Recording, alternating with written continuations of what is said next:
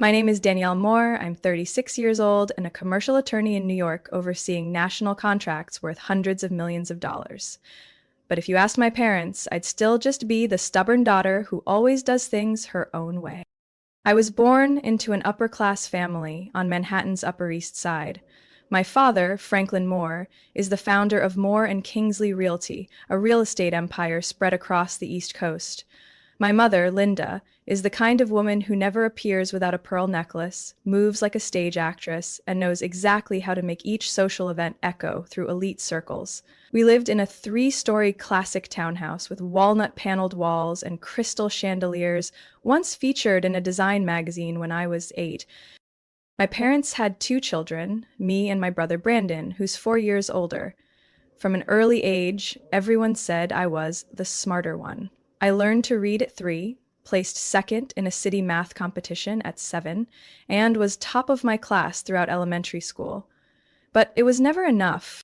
Danielle, straighten your back. No one respects a girl who slouches at a cocktail party, my mother would hiss between clenched teeth during charity galas, still smiling at donors. Brandon, on the other hand, only needed to crack a dull joke to make everyone at the table laugh. She's too serious, my father once said, skimming past my straight-A report card to ask Brandon about his basketball game. I've lost count of how many times I was compared. Whenever I achieved something, my parents' reaction was always, "Good, but Brandon." When I won first place in a state essay contest at 12, a local newspaper asked to interview me. My mother booked hair appointments for the entire family. "They'll be taking a family photo. We need to present a unified image," she said, brushing my hair so hard I nearly cried. I remember the day the reporter came. The photo ended up with Brandon in the center, his arm over my shoulder like he was the winner. I stood off to the side in a lace dress my mother chose, smiling awkwardly and barely in the frame. "The article turned out great, sweetheart," my father said that evening. Brandon looked so polished. When I started thinking about college, my dream was to study law at Stanford, nearly 2,000 miles from New York. "Columbia's nearby and has tradition," my father said coldly. "Brandon went there too. You should seriously consider it." I still remember the day Stanford sent my acceptance letter, along with a partial scholarship. I rushed to share the news, hoping they'd finally smile. My mother glanced at it and nodded. "We'll cover the rest," but I waited for the rest of the sentence like waiting for a grenade to drop. "But the condition is that you come back and work for Moore and Kingsley after graduation." When I said no, the house went cold. From then on, everything I did was labeled against family values. Through all my childhood and youth, I don't recall a single moment where my parents praised me sincerely. Brandon, though. He was always the pride, the natural successor. I was the second child, there to fill the family portrait, as long as I stood in the right spot and smiled. What they didn't expect was that, in those years of being overlooked, I learned to stand on my own. I didn't need my parents to pave my way. I didn't need Brandon to step aside. And I certainly didn't need hollow praise from people who only saw me through the lens of the Moore name. I used to think I had to try harder for them to love me. But now I know validation can't be begged for. It has to come from those who truly see you. And my parents never did. To them, I was just part of the background, meant to support the perfect image they were so desperate to project. I left New York on a sweltering August morning, suitcase in hand and a job offer from Rosenfeld and Lang in Austin, Texas, tucked in my bag. It wasn't California, like I once dreamed of, but it was far enough to breathe, and close enough that they couldn't say I'd run away. When I told my parents about the decision during a weekend dinner, no one spoke for 30 full seconds. Then my father set his knife down and tapped his plate. "You're turning down Columbia?" His voice dropped, as if I'd just renounced my citizenship. "I'm turning down law school to avoid working for the family's real estate firm," I replied, trying to keep my tone level. My mother smiled, one of those perfectly rehearsed expressions shaped by decades of polite refusals at afternoon teas. "Danielle, who walks away from everything that's already been set in motion?" Everything that's been set in motion, I emphasized, was never for me. It's the life they want me to live, not the one I chose. Brandon was sipping red wine, raising an eyebrow but staying silent. As always, he never intervened, especially if it meant risking his standing with Dad. Do you think people in Austin will value you more than they do here? My father asked suddenly, voice quiet but cutting. Or do you just want to start over, as if the Moore name means nothing? I didn't respond. I'd spent months sitting with that question, and I knew the Moore name only had value if I played by their script. Otherwise, it became a weight. That flight to Texas was the first time freedom felt tangible. Not in a book or a teenage fantasy, but in a real place where I could rebuild myself from scratch. No expectations. No scrutinizing glances behind every word I said. The Rosenfels and Lang office sat in a glass tower overlooking the Colorado River. I remember stepping into the elevator on my first day and seeing my name printed on the employee badge. Danielle Moore, Junior Associate. Not Franklin's daughter, not Brandon's shadow, just me. And my ability. I worked relentlessly. In the first 6 months, I handled 3 major cases and was personally invited by a managing partner to join the corporate contracts team. No one cared what brands I wore or how many shares my family owned. They only cared whether I could deliver. I rented a small apartment in South Congress, overlooking the train tracks and rows of old oak trees. For the first time in my life, I'd bought furniture without asking my mother's opinion. I chose forest green curtains, even though I knew she'd call them oppressive and lacking refinement. I called home once a month, mostly to hear updates about Brandon sealing another resort deal in Maine or Dad considering a Scottsdale expansion. As for me, I was the girl in Texas they spoke of like a side project left on pause. By the time I was promoted to associate after just 1 year, a rare feat at the firm, I'd stopped updating them. The last time I called to share good news, my mother replied, "Brandon was just invited to a government investment summit. It's wonderful that you're both staying busy." That wonderful landed like a hollow pat on the back. I learned to love the life I chose. On weekends, I walked around Zilker Park, grabbed tacos at the farmer's market, and slowly built friendships with people who didn't care what my last name was, as long as I was kind. They never asked if I was coming back. They viewed Austin as a detour, a moment of youthful defiance, and I let them think that. Until one day, Brandon called. "Dad wants you to sign some documents," he said, voice flat. "Just some paperwork for a new real estate loan. Having your name on it will make the bank more comfortable." I went quiet.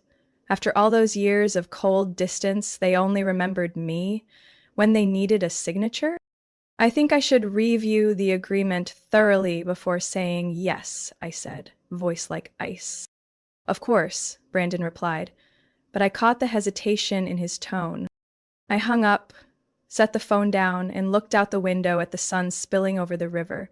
In that moment, I knew something larger was on its way, something that would force me to face not just them, but every wound I'd been trying to outrun.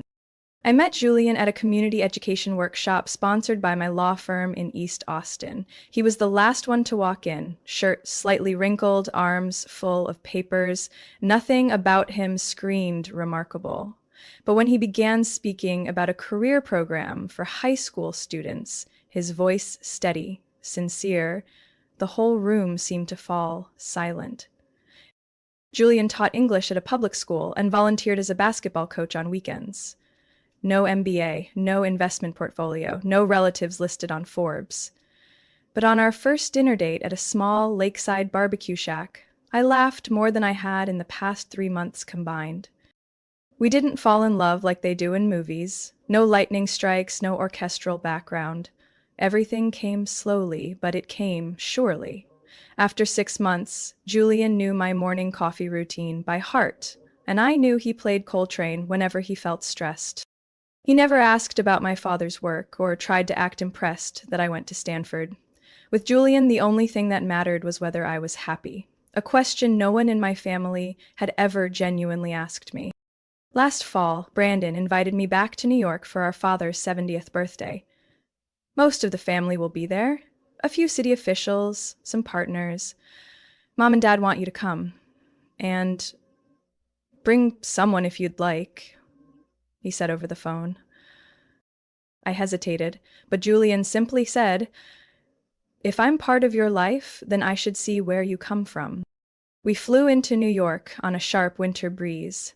I wore a simple black dress. Julian borrowed a navy suit from a coworker. Definitely not bespoke, he joked as he tried it on.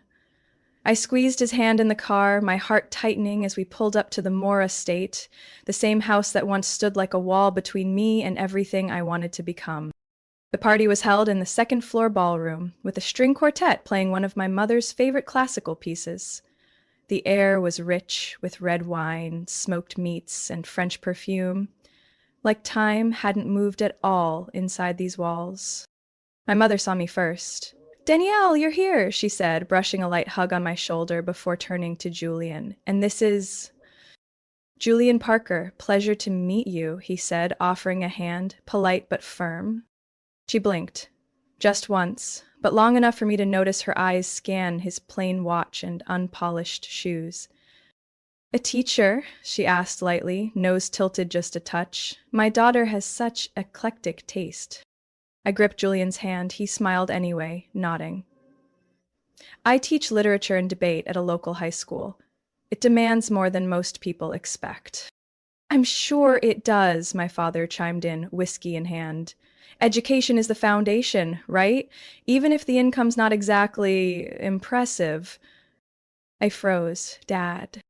Julian placed a hand on my shoulder and whispered, "It's okay." But I knew it wasn't.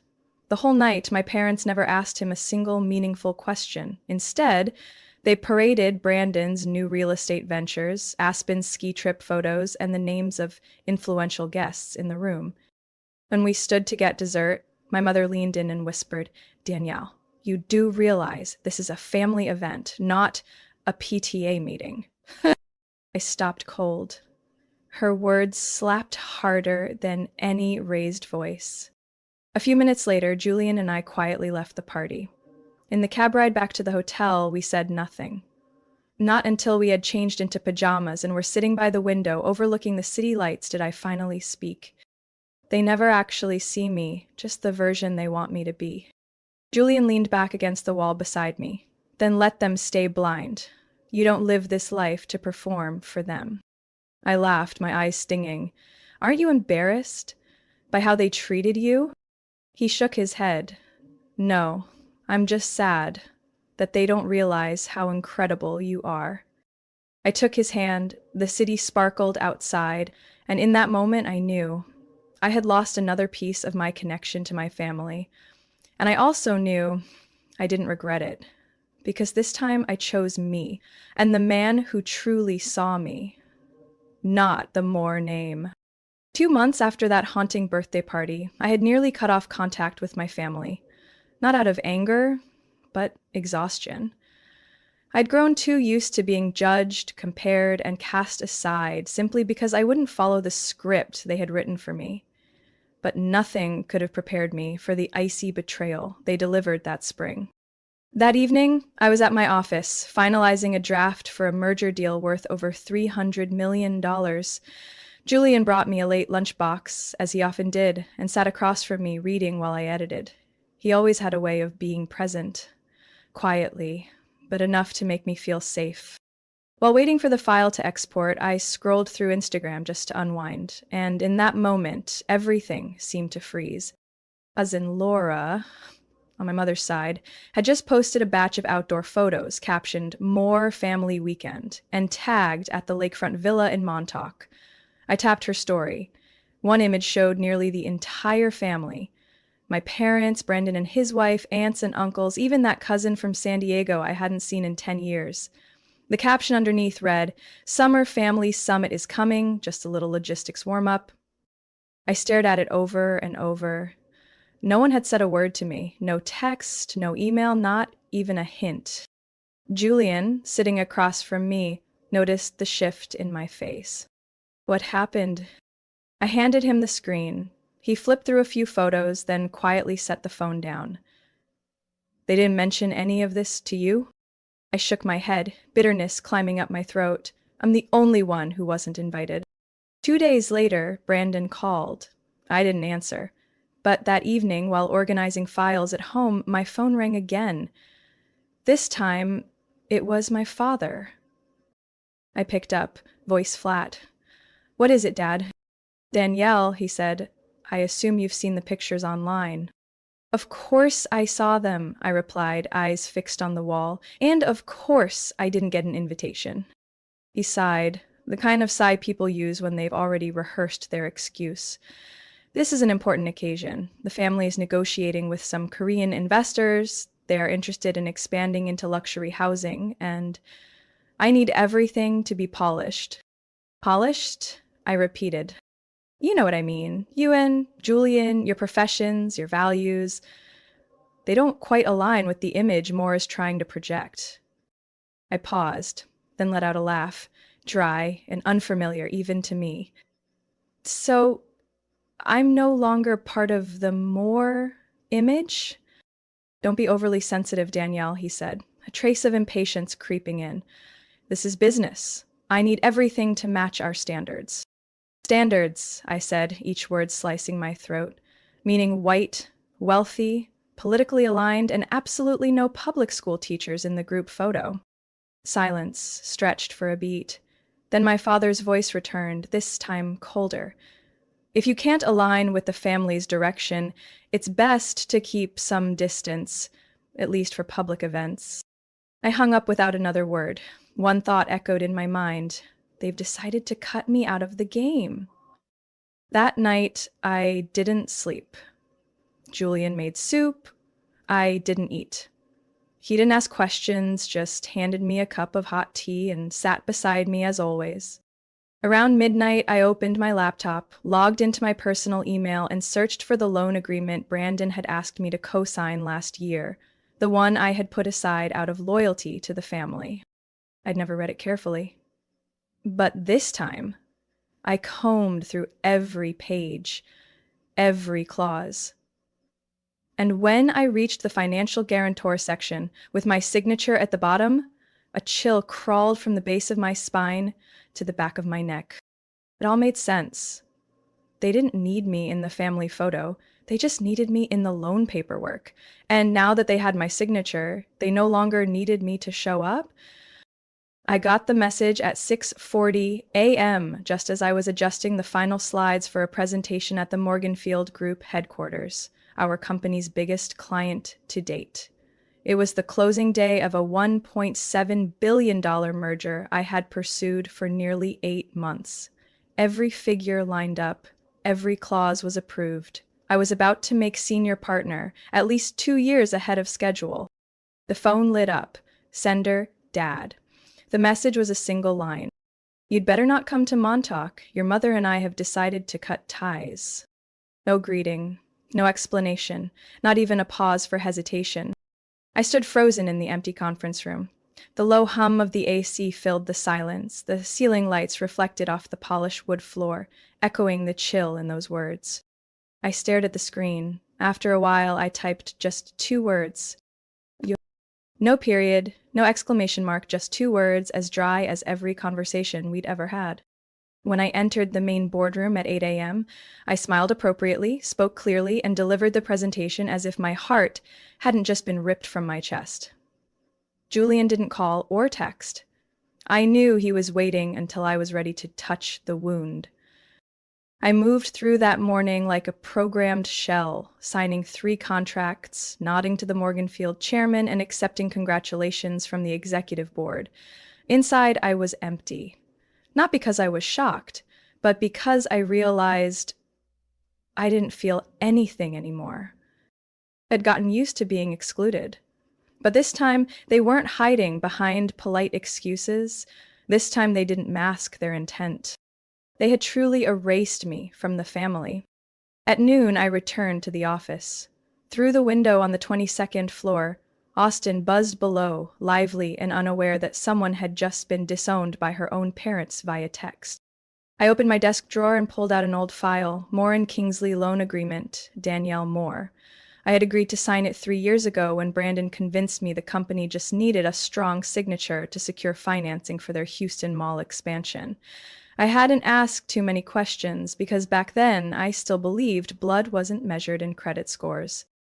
I called Hannah, my personal attorney, and said simply, "I want to withdraw my name from that guarantor loan immediately." Hannah paused. "Are you sure? The financial fallout for Moore and Kingsley could be significant." "My family officially cut me off this morning," I said, steady. "I see no reason to remain financially entangled." That afternoon, I signed the request to revoke my personal guarantee. I sent it myself to the bank with an official letter Hannah had prepared. Everything went out before 4 p.m. By 6:30, my phone began buzzing nonstop. First Brandon, I didn't pick up, then a strange number, I assumed my father's secretary, then my mother, then Moore and Kingsley's financial assistant. By the time I sat on the balcony having dinner with Julian, my phone showed over 30 missed calls. Julian looked at me and silently offered another glass of wine. "I won't check the messages, but if you need me to do anything, just say the word." I just smiled, light as air. I don't need anything. I'm doing the right thing. That night, I slept deeply for the first time in years. No jolts, no tears, no hoping someone would call and apologize, because I knew they wouldn't. And more importantly, I no longer needed them to. The next morning, I arrived at Hannah's office right on time, bringing a copy of the original loan agreement and a thick folder I had carefully compiled the night before. Walking into the law firm that morning felt very different from all the other times I'd represented clients. This time, I was the one behind the signature to be removed, not because I lost a case, but because I refused to be used any longer. Hannah was already waiting. She pulled out a chair for me, placed a warm cup of tea on the table, and opened her laptop.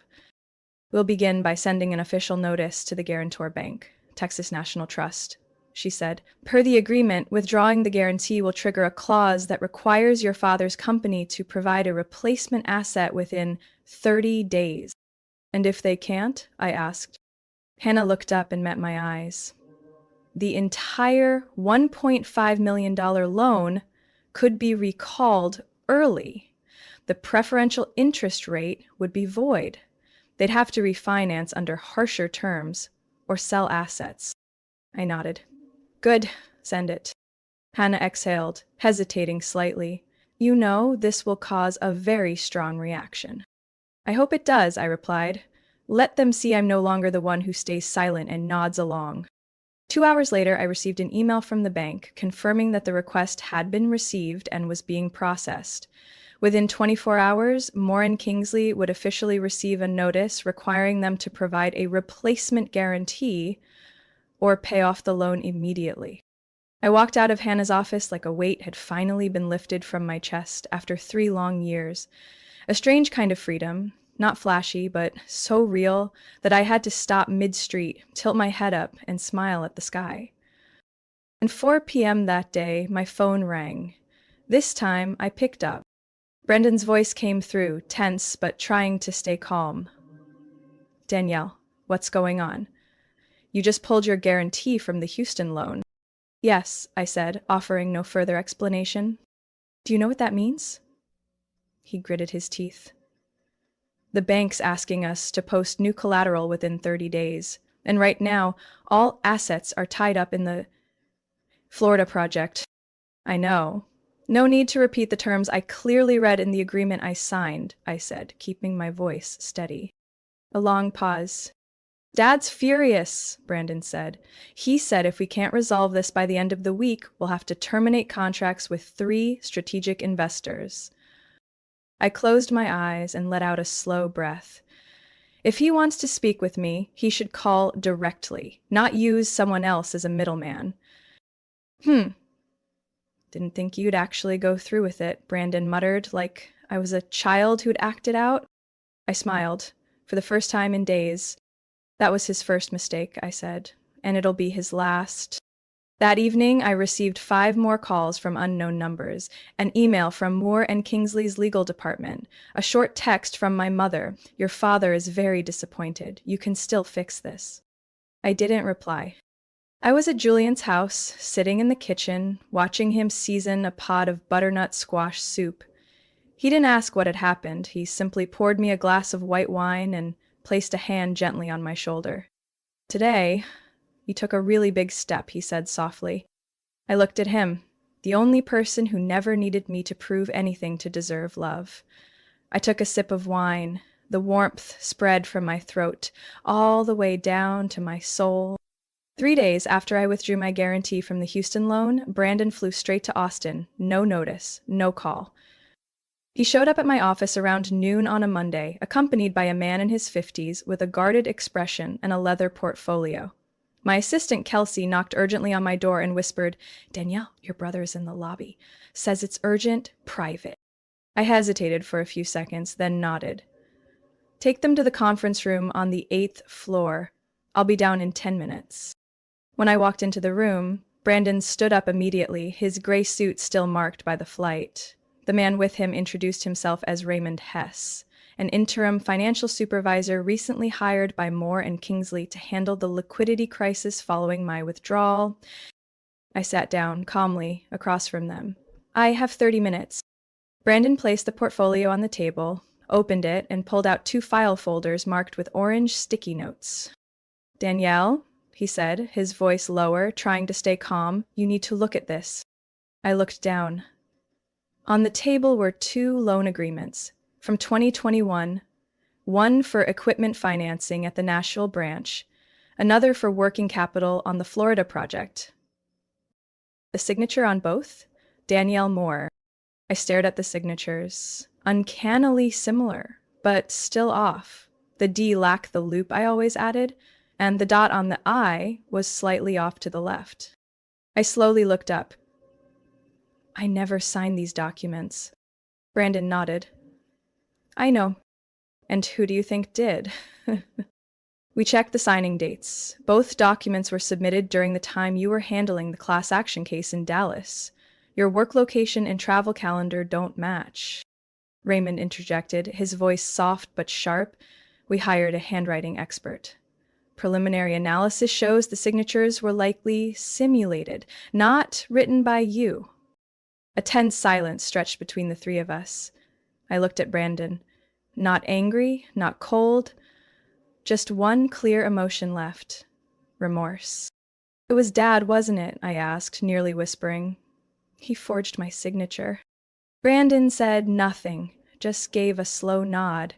He thought, since it was just an internal guarantee, it wasn't worth bothering you. The company was under pressure. He panicked, took a risk. I leaned back in my chair. My heart wasn't racing, just aching, a deep kind of pain, familiar, like someone reopening an old scar I thought had healed. "How long have you known?" I asked. "Just last week," Brandon replied, meeting my eyes. "When the bank sent an update on the loan, I was confused why you hadn't responded. When I checked the old documents, I got suspicious. And when I asked, Dad didn't deny it." I let out a bitter laugh. "And Mom?" "She doesn't know yet." I nodded. "Good. Because I'll be the one to tell her." Raymond closed the folder and gently pushed it toward me. "We're not looking for legal confrontation. If you agree not to pursue legal action, the company will take full responsibility and immediately void all documents listing you as a guarantor." I didn't respond right away. I picked up the fake signature, examining each forged line. This wasn't just a legal deception. It was a living proof of betrayal that had lasted 36 years, written in black and white. I said slowly, "I'll have my attorney review everything carefully. I'm not promising anything." Brandon nodded. As he got up to leave, he paused. "Danielle, I'm sorry.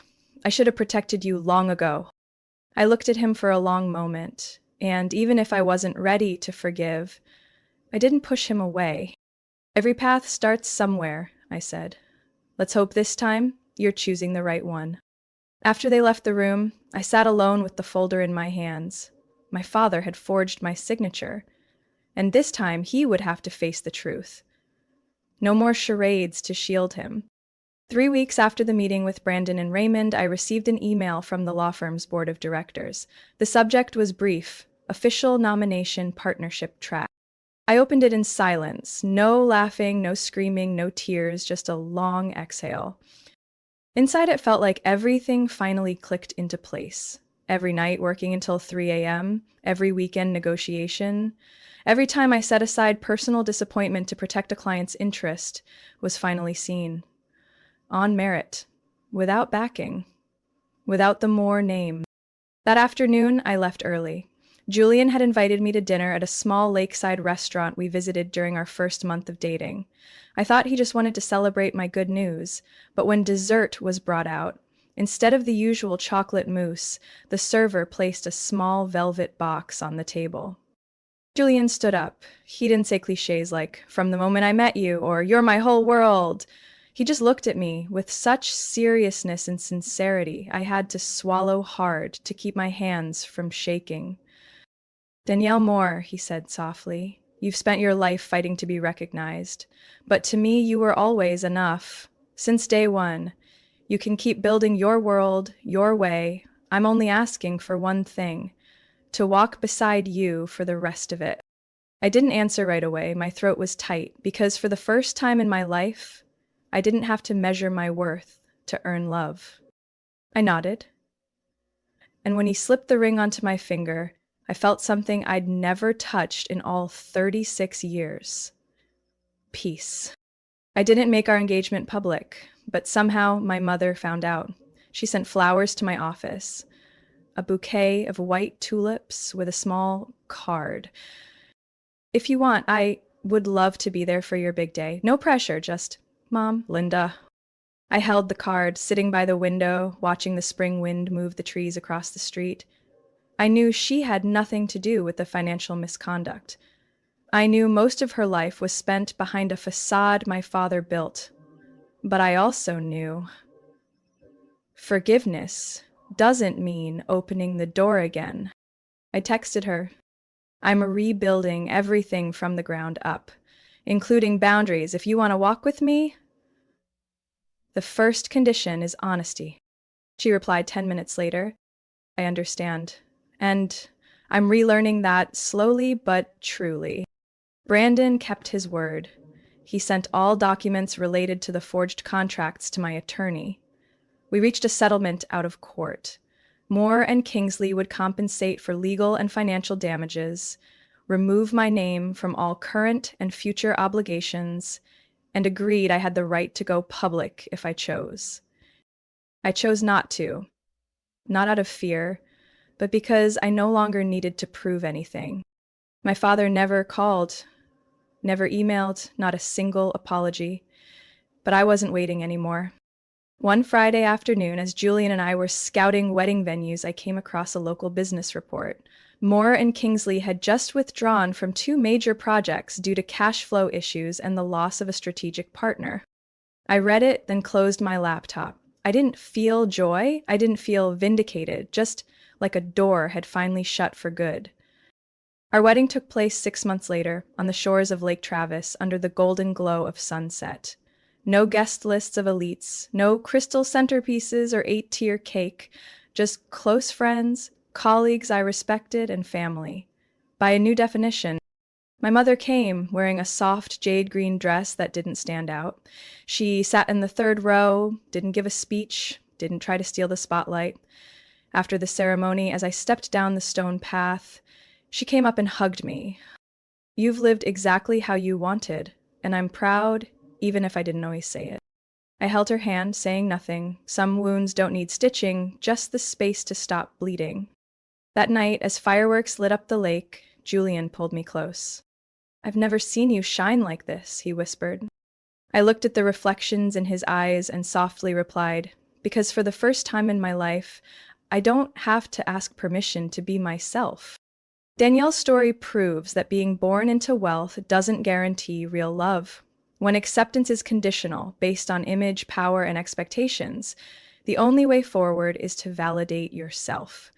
She chose to walk away from the gilded cage and build a life on her own terms. And in doing so, she found freedom, not in her family's forgiveness, but in fully loving herself, without needing anyone's permission. What do you think of Danielle's decision? Would you have the courage to do the same in her place? Share your thoughts below and don't forget to follow the channel for more powerful and inspiring family stories.